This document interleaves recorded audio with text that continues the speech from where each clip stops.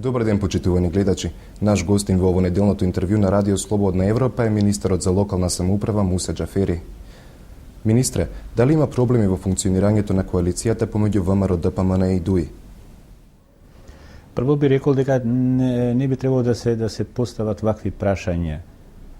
Ако смем така, пристапот би бил поинаков, по моје мислење, дека тука е една владина коалиција, тие две големи партии, кои имат една коалиција врз една централна програма и тоа првично ситуацијата се покажа дека треба да се усогласуваат две предизборни програми, да се најдат, што беше случај, централните теми кои ги усогласуваат партнерите и врз тоа се состава програмата секоја година и тука се снајдовме и функционира коалицијата.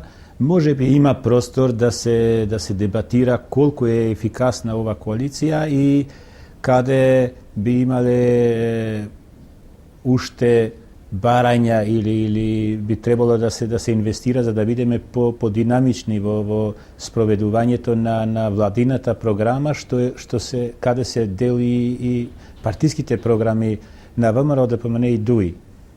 Според неофицијални информации, вие сте еден од министрите кои премиерот сака да ги смени од функција. Кој е вашиот коментар? Прво, јас не би сакал да шпекулирам. Јас имам директна и нормална и добра комуникација со премиерот на владата и со другите министри. Ако некои незадоволства или ако некои проекти не одат по динамиката која е предвидена, тоа е начин на кој јас лично како министер и премиерот можеме да расправаме на таа тема и не е тема за шпекулација во медиумите. Од вашата партија имаше препорака до ВМРО ДПМН да не се одолговлекува решавањето на спорот со името. До кога ДУИ е подготвен да чека? Тоа не е во прв поглед, не е до тоа, најбитно дека може или не може ДУИ да чека. Ние како партија даваме приоритет на тоа заради тоа што сме свесни, како е свесна цела јавност, дека спорот со соседот, со Грција, околу решењето ги кочи најважните процеси, како е интегрирање на нашата држава во НАТО, па преку тоа и во Европска Унија и други асоциации, што е многу важно и ние мислиме дека треба да инвестираме, да ја динамизираме таа тема и да се најде компромисно решение во која нема да има губитници. Едно од недоразбирањата во владеачката коалиција беше воспоставувањето на дипломатски односи со Косово. Дали сте информирани кога тоа ќе се случи?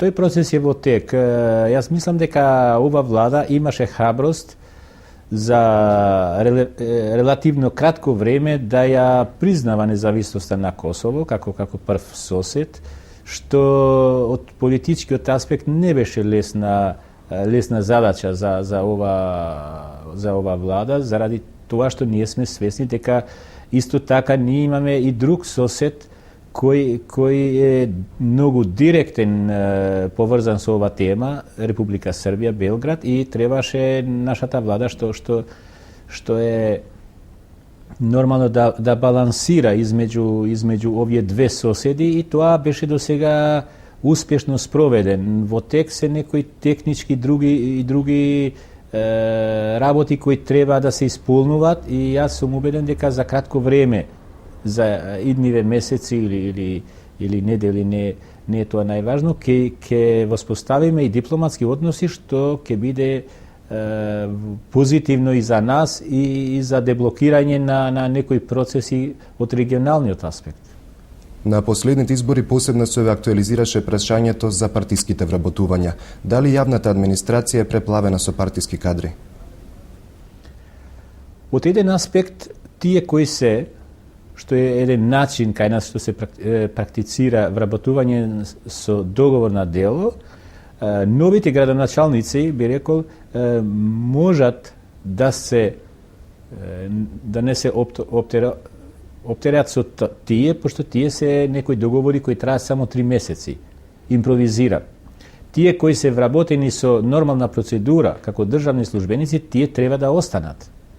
Може би тие кои ги водат некои сектори и јавни комунални предпријатија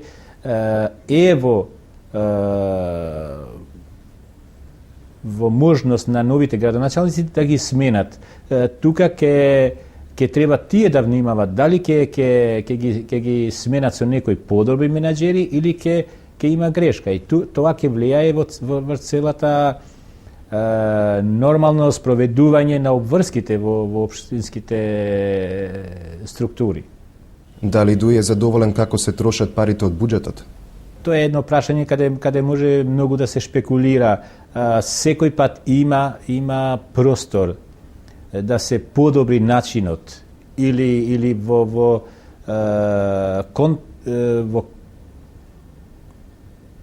моментот кои се најбитни, најприоритетни обврски на државата или на централната власт да се најде најдобриот начин, дали тоа е најдобриот или поефикасниот начин на трошење на буџетските пари. Јас мислам, ние се трудиме да направиме најдоброто да се трошат поефикасно, уште сега во овој момент кога имаме една финансиска економска глобална криза, што поефикасно да се трошат заради тоа што ќе има дефицит или ќе нема тоа што го имаше пред 2 години како финансиска моќ. Докаде е реализацијата на Охридскиот договор и дали ВМРО ДПМН ги исполнува обврските утврдени со Мајскиот договор? Прво, Охридски договор е дел од нашиот устав, преку тоа и во многу закони. Значи не е само ставен на политичката волја на една партија, што значи дека тие се уставни законски обврски. Да, ВМРО ДПМН свесно прифатил и нема некој судир во тој правец. Ние сме свесни дека тоа е многу глобална, широка тема, дека од многу аспекти може да се прокоментира дека некој е или да или некој е за, некој против рамковниот. Во тој правец до сега немаме тешкоти со коалициониот партнер во правец на спроведување. Во таа тема може да се дебатира зависно во кој сегмент. Може би има различни толкувања на некои сегменти, али централно јавното мислење било кај политичките партии е зрела дека рамковниот договор е дел од нашиот систем, политички систем, правниот систем, и тоа треба да се реализира во таа динамика, што е добро за целиот политички систем и општествениот систем. Без тоа ќе немаме друго подобро решение, би рекол.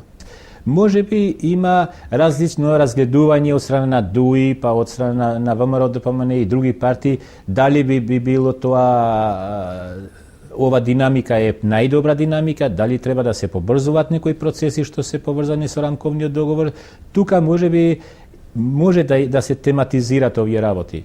Иначе централно рамковниот договор е прифатлив за најважните политички партии. Тука сакам да кажем и владеачката партија ВМРО ДПМН, и ние сме дел од таа коалиција, и во тој правец се спроведуваат зависно од приоритетиве кои се внатрешна политика на коалиционите партнери. Дали ова тема ќе биде поприоритетно, мислам, како дел од рамковниот договор или друга тема. Тоа е начинот како ние ќе пристапиме кон тие подтеми на рамковниот договор. Ви благодарам, министре. Ви благодарам и на вас. Тоа беше се во ово неделното интервју на Радио Слободна Европа. Повторна средба ви закажуваме следната недела.